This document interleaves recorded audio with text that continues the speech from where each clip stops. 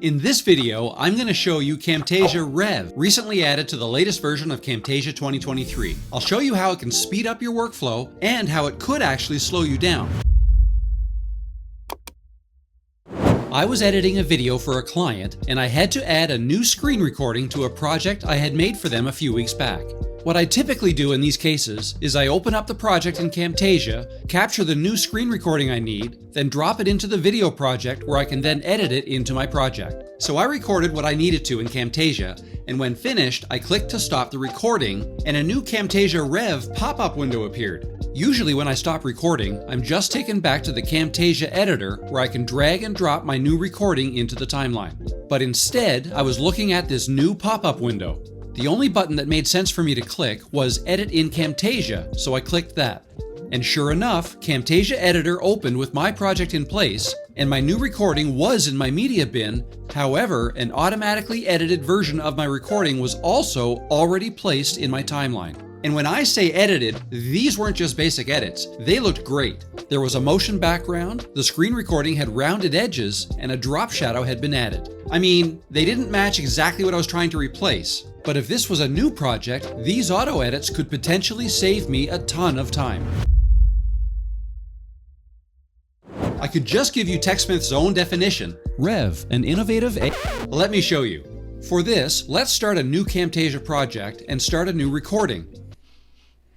This is just a test. I'm recording my camera as well as the screen. This should be enough of a test, so we'll go stop. As soon as I click to stop my screen recording, I'm presented with the Camtasia Rev pop-up window. Let's take a closer look. The Rev interface is divided into 5 categories, and I suggest starting with the one on the left first. The first category is size. Note that this option will not be available if you're adding a recording to an existing project, but since this is the first recording in a new project, we have 4 options here. Click through the various options and you'll see a preview of what your Rev edited video will look like. Once you choose the size of video you want, move on to Layout. There are several layout options to choose from, different ways to organize your camera and screen recording in the final video. Some options have additional effects added like background remover, drop shadows, and borders. Scroll through the options and pick the one you like, then move on to Background. The background is where you can choose to have a motion video background behind your recordings. Scroll down to see the many options available and choose the one you like. At any time, if you want a preview of your recording and the motion background, just click the play button here. Next, move on to Effects. There are several effects you can add to your recordings in Rev, and you'll notice that some may already be turned on based on the layout you chose. Go ahead and select the effects you want, then move on to Filters. If you want to add an Instagram-style filter to your camera recording, like maybe you want to add a teal and orange look or even black and white, you can do so here. I'm not going to add a filter, so I'll deselect this. Once you've got everything set pretty much the way you want it, click Edit in Camtasia. Now when the editor opens, you'll notice a couple things. First, the media you just recorded has been added to your media bin here. This includes your screen recording, your camera recording, and the audio recordings. And second, the media has also been added to your timeline along with the automatically generated edits you chose in the Camtasia Rev interface. Even though Camtasia Rev took care of all the basic edits that I chose in the Rev interface pop-up window, I can still make adjustments to those edits in the timeline. Simply go to your timeline and make any changes you want. Camtasia Rev isn't meant to take all the editing away from you. It's simply giving you a really big, time-saving head start on your editing. And if you're happy with the default settings you get out of Rev, you could export your video and have a professional-looking video presentation right away. So if you're doing a project that requires putting together multiple recording segments, this can be a real time saver. If you're starting a new project and want both a camera view and a screen view, let's say it's a video tutorial or presentation you're making with you as the presenter, and you want a quick way to get a professional looking video, then Camtasia Rev is an absolute game changer. Camtasia Rev eliminates you having to search for and add the effects you want and play around with positioning until you get it just right. Before Rev, you'd have to add the effects you want to the screen recording, then add them all again to the camera recording, then position them exactly how you want them, And each of these steps would require you to go into Visual Effects and search for the effects you want to add one by one, or the Media Library to look for a video background, then add a new track for the video background, place it on the timeline, and so on.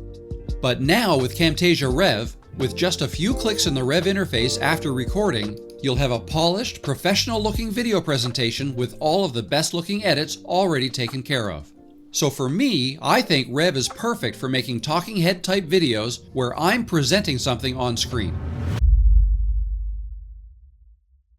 There are two reasons I can think of for not wanting to choose the Rev option. First, if you're editing or adding to a Camtasia project you've created in the past, then it may not be possible with Camtasia Rev to choose the exact effects and settings you have in your existing project. You'd have to remember the exact edits you made when you first created the project so that you can make those same edits again after choosing the best starting point in Rev. It would probably be easier to not use Rev at all and just record your screen and camera like you used to, and then edit your recording to match the existing project. And second, if you're creating a video where you will not be filming yourself on camera, that is, you'll only be recording your screen, then you probably don't need to toggle Rev on at all unless you want to have a motion background. Then you may want to toggle Rev on so you can choose your background from within Rev rather than go searching for it in the Media Library during editing. If you had Rev toggled on, but you didn't want any of the effects added, then it may slow you down since you then have to go into the editor to delete the Rev edits and effects. But don't worry, you don't have to redo your recordings. If you had Rev toggled on for your recording, you'll know it as soon as you stop the recorder and the Rev interface pops up. If you didn't want Rev to add any effects or edits, simply choose any of the basic layouts, deselect the motion background, then deselect any effects that were added, then click to edit in Camtasia. There may still be some minor edits to do, like removing crops and resizing to fill the screen, and then you can go ahead and edit your video how you want to. So you won't have to redo your recording, but it will add some time to your workflow if you accidentally left Rev on and have to go into the editor to remove the automatically added effects. Here's a bonus tip for you. If you're going to make edits after you've used Rev to add your recordings to the timeline, then this is one thing to watch out for. If you've chosen to have a motion background, it'll be added to the timeline here on its own track. Now, if you want to cut out certain parts of your video, let's say you made a mistake or did a second take of a part of your video and you want to cut the first one out, or if you want to add jump cuts to your video, you'll obviously want to cut out both the screen recording and the camera recording to ensure your two recordings remain in sync. However, you do not want to cut out all tracks in that part of the video. You'll want to leave your motion background intact since it doesn't need to be synced to your screen or camera recordings. So simply cut out the unwanted section of both your screen and camera tracks, remove the space between them by dragging the second part into the first, and then trim the end of your motion background. So here's my take. If you're creating a video that will include a camera view as well as a screen recording and you want them to be both on screen at the same time, then make sure to turn Camtasia Rev on. You'll then be able to go through and add all or some of the options from size, layout, motion backgrounds, filters and effects like borders, rounded corners, and drop shadows, all with just a few clicks before the video is even added to your timeline.